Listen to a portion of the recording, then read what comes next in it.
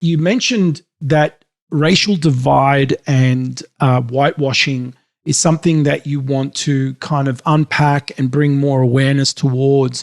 And the reason I'm bringing that up now as well is the narrative around this. Would you say, has it changed and improved in ways? And it's still obviously a huge issue to tackle, but have you seen it become there's two questions here. Have you seen it become like has it evolved in a way for as improvement and better? And has that, because you're talking about narratives here, would you say that narrative as well has impacted dance music culture, black music as well? Like, and has that caused an impact on these pivotal figures? I think that's where I was getting at. This is very interesting because I've mentioned this to people, and it's just very interesting, like I say, about the narrative and how things are. And I can give you a perfect example. It's like house music, techno music. It's black music. Even if you say that and you say it online, you have people say, and they use these lines, and it's just like, I'm going to go down the script. So it's like, first they say music has no color, or they say, why do you have to bring race into it? Or the most annoying one is, what about craft work? It is. I love that one. They always bring up craft work. They're going to say craft work. And then the next one is because they go across the board, and then they say, oh, but this music wouldn't have happened if it wasn't for the Japanese people at Roland. This kind of stuff, and it's like, oh my God, So it's like, it's very interesting because as well, you can, even though this music comes from the Midwest and from black people, it got regurgitated and flipped to a way, even at one time in the 90s in the States, to where you would mention techno music to black people, and they'd be like, oh, that's white music, or that's that white kid shit, or blah, blah, blah. And over here, you also have people who think techno music originated here in Europe.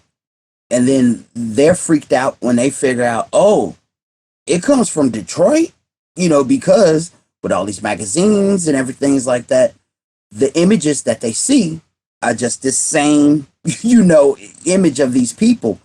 And they've also taken it and then flipped it in a whole nother way and repackaged it, in a different way. But the other difference is, I also see that regarding techno, there are people here in Europe who do know the roots, and they embrace the hell out of Detroit. But as well, sometimes they almost glamorize it, to a certain extent. Oh, Detroit, Detroit, Detroit. You see people with the Detroit hats and things like that. But then as well, it's like they really don't know what's really going on in Detroit.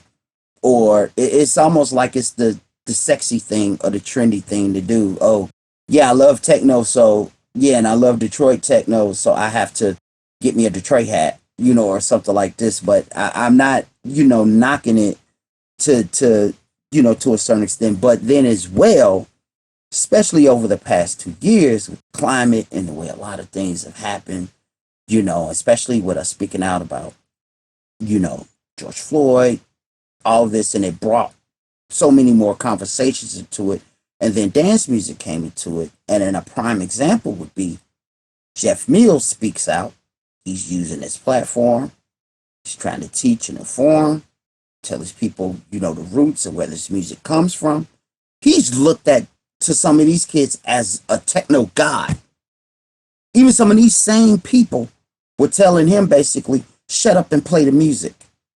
When he's trying to tell them and explain to them where this music comes from and open up, basically like a conversation, a narrative, and people are telling him to shut up and play music just like they told LeBron James, shut up and dribble. You know, so it's just like it's amazing to see that. So it also, you know, you had these whole campaigns going on where they're like, oh, we're going to diversify, oh, we're going to have a Black Square Day and all of this, and we're going to, you know, we're going to diversify. We understand, you know, this and that. They even all like had the same PR script, and they're like, we understand the roots of this music and where it comes from, blah blah blah. We stand in solidarity, all of that. Yeah.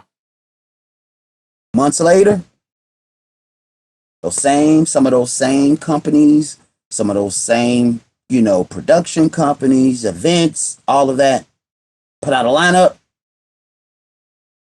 No black artists, no female artists, no no artists of color, no nothing. It's like they went right back to business as usual. And it's like they had to, you know, put this out there to try to calm people or make it seem like they're down for the cause. And they're really not. Yeah, there's some events that are diversifying, so to speak, but still the numbers and the percentage, you know, are very low. And sometimes, yeah, as a black artist, sometimes it's a kick in the face, you know, or a slap in the face, because it's just like, especially when you know the roots and where it comes from, and then you see people profiting so much off of it, and as well to the point that, you know, yeah, it's cool. Let's add a few cool black DJs, and you know, we put them on the lineup. But then, as well, you have them off to the side playing by the toilets at a festival. You got them in a shitty area or something like that, and then you have some fly by night, you know, come in and they're getting 5 to almost 10, 20 times what you're getting, and you come from the place where this originates from. So yeah, it's pretty tripped out sometimes, and some people don't understand, you know, what, you know, artists go through, especially from where we're from. So it's like I don't pay attention too much to lip service. So even when they were doing the whole Black Square thing or whatever, I was just like, I'm gonna keep my eyes open and just see, you know. And I'm like, let me see if I'll get proven wrong. And it's like I really wasn't. So in this industry, there's not a lot of it's not a lot of black promoters, black, brown, whoever. There's not a lot of people on the production side, the promotion side, the marketing side, and it's a boys club. You know, it's a boys club to most definitely, you know, a white boys club. You know, it's just, I'm just speaking facts. You know, it is what it is. Yeah. But you know, and sometimes as an artist, you know, you also are sometimes put in a box to where you have to be cautious of what you may speak out on, because sometimes it could be backlash, even if it's true or whatever, you know. But I'm at a point where I'm like, I'm not going to walk on eggshells, and I'm like, hey, if it makes you uncomfortable, maybe that's a good thing, because maybe you need to face or see it from a different perspective, or put yourself in someone else's shoes, you know, to understand this. So it's, yeah, but it's like, just like when the tensions were just so high, you know, 2 years ago, and to see just some of these reactions and responses from when black artists, especially black artists who were very known, and they used their platform to speak out on certain things, and to speak on certain things, or even to share, you know, our pain. Some people don't even understand that this kind of stuff is painful to us. So they don't even understand that, because they have a lot of privilege. And it's like, even if we do come together, we speak out about certain things, people are also so in tune to be able to tune it out, or be like, oh, they're just bitching and moaning, or blah blah blah. And it's like, the only way we're going to get real change is if people from the other side call their own people out. That's the only way it's what are going your to happen, and that's just sorry, go on. period.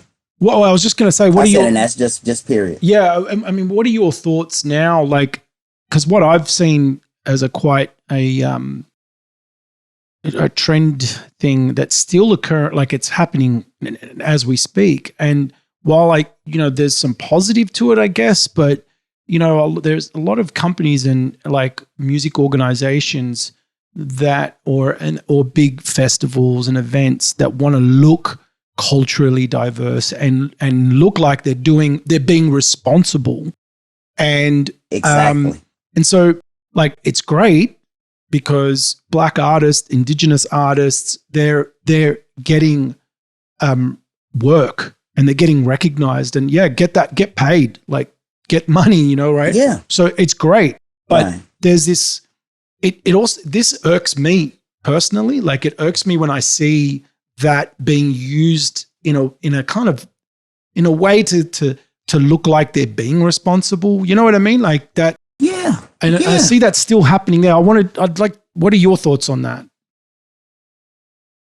It's very interesting because I love history and I follow a lot of things and I can make a lot of connections. It's very interesting because the same thing happened like coming out of the civil rights movement into the 70s. It's like the same thing. It was like Black became cool, the cool hip thing. And it's like, on top of, we got to include these people, that kind of thing as well. But we've always made shit cool. The thing is, we make shit cool, but we don't make money from it. That's the biggest difference, but it's like, once again, it's just like it's almost like it's a cycle, happening again. But just like you say, yeah, I'm glad to see some people, take advantage of it. Don't be foolish, get your money, get your shine, the best way you can. But sometimes I'm like, it shouldn't take guilt for you to include people. You should just want to do it because they dope. Yes. You just want to do it because they're fucking talented. Not just because, we got to fill a quota. We need to get 4 female DJs, Yes. 3 black ones, 1 brown. Yeah. And someone else, it's like they want to make it seem all inclusive, but in reality, still, when you look at the numbers, it's still a small percentage. Yeah. So I just want to see if this change continues after the sexiness wears off. And that's with, including, ladies who throw down, I really hate even using the term people of color, but it's just everyone. It's a space for everyone, but as well, sometimes you have to create your own space. And that's something that I'm also seeing being done with some younger generations, like the Black Artist Database and these events that are going on like in like Portugal and things like that. So I'm seeing what's happening with a lot of the younger creatives, even on this side. And I'm like, cool. And I fully support it. Like, hey, do what you do, create your own space, do your thing, celebrate and do it, and I'm all for it. Yeah. I'm all for it. Yeah. That's fantastic. Like I think it is definitely a time for to take advantage and see where it goes and where it leads for sure.